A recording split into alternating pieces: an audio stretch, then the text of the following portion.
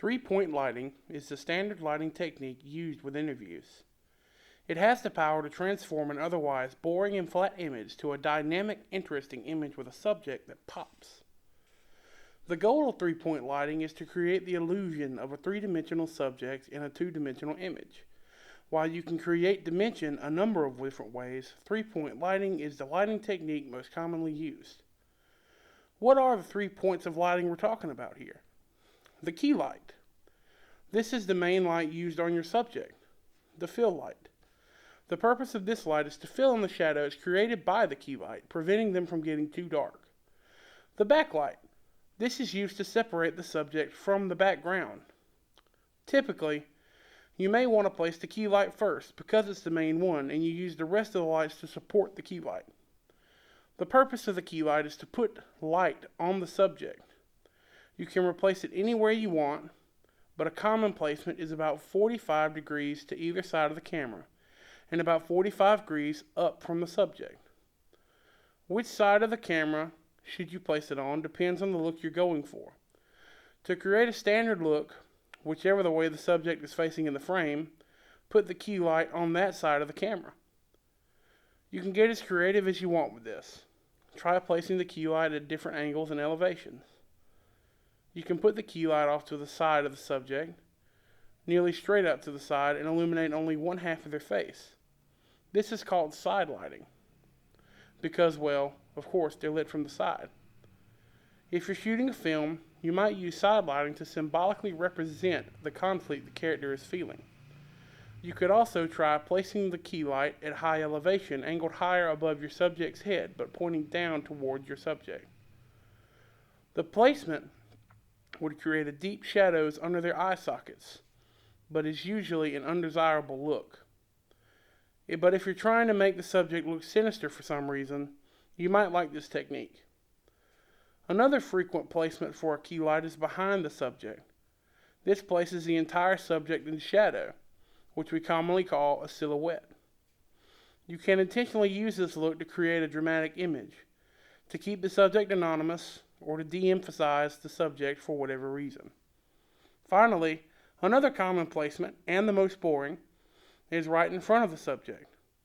The light may be directly above the camera, pointing toward the subject. This is called flat video lighting. It appears to widen the face, fills in shadows caused by wrinkles, and is the least dramatic style of lighting.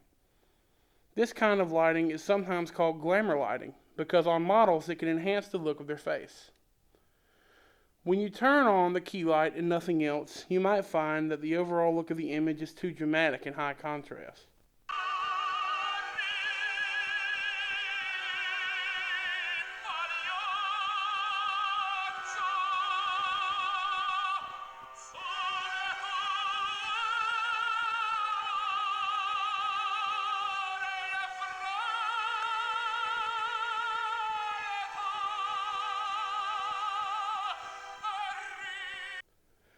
There might be too many deep shadows. That's where the fill light comes in. The purpose of the fill light is to simply fill in the shadows caused by the key light. Place the fill light on the opposite side of the camera from the key light. One thing to be cautious about. The fill light should not create a second shadow. If you see two shadows, that means the fill light is too powerful and needs to be reduced. You can reduce the light a number of different ways. Some lights can be dimmed, but it's more common that you need to either move the light further from the subject or put scrims or diffusion material over the light. You could also remove some bulbs or change the bulb to a less powerful one. Scrims are designed to reduce the light without softening it. They basically look like a net made out of metal. You can also use neutral density gels to reduce the light. These gels are semi-transparent gray sheets that you can put over the light to reduce the light without changing its color. You don't have to use a separate light as a fill light. You can simply use something that reflects light from the key light and then bounce the light back toward the subject and into the shadows. This reduces the shadow darkness and creates the same effect as a fill light. Common tools for this are reflectors and white foam core boards. but really, you could use any reflective material as a fill light. Just want to make sure that it doesn't introduce any color into the shadow and it doesn't reflect too much light. It's hard to go wrong with a fill light. Use it to fill in the shadows a little or a lot, depending on the look you're going for. Last in our lineup is the backlight. Backlights, you gotta love the glowing rim they create around the hair and shoulders of the subject.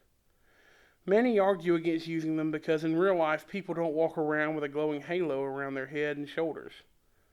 To create a backlight, put a light behind your subject, usually suspended above their head and behind them so it points about 45 degrees down toward their hair and back. Using barn doors on this light can be extremely helpful, so you can control the direction of the light and prevent it from accidentally spraying light into the camera lens. The only place you want this light is on the head, neck, and shoulders of your subject. 4-point lighting is at the root of most lighting setups for digital video or motion films. 3-point lighting is often discussed, especially as it relates to video interview setups, and is a very common way of presenting lights. And in a sense, 4-point lighting stems from similar principles. Though the names can be semantics, 4-point lighting is often considered to have slightly different purposes than 3-point lighting, and exact positions and realities of the light you use may be somewhat different. What 4-point lighting and 3-point lighting share in common is their basic lighting triangle. All three of them will employ a main source called the key. The opposing light that comes from the front will be the fill. 4-point lighting will be a little looser with this, mainly because 4-point lighting is more responsive to the needs of dramatic narrative scenes. Both 3-point lighting and 4-point lighting will employ a backlight to hit the subject's head. The main light that differentiates a proper 4-point lighting setting and the 3-point lighting setup is the background light. The background light is intended to give depth to the image by putting some mixture of light and shadow on the wall behind the subject or subjects. Make sure that there is several feet between the subject and the wall. Give the light that you are using an intermediary to alter the beam. A conventional use of this process is to have the background light from the 4-point lighting setup to come through a window, so that a graphic of the window pane will be blasted onto the wall behind the subject. You can also try to use different nets, gels, or sprims to alter the background image. 4-point lighting essentially sets up a square approach, yet it tries to remain free and responsive to movement and changes. 4-point lighting is supposed to be the practical basis for most narrative film lighting, so you must have the options to change it. There is no set rule for how 4-point lighting must be set up, so you are going to have to adjust and readjust until you find what fits. Just like everything in video, the more you practice 3 and 4-point lighting, the more you'll learn how to use them, and the more fun you'll have experimenting.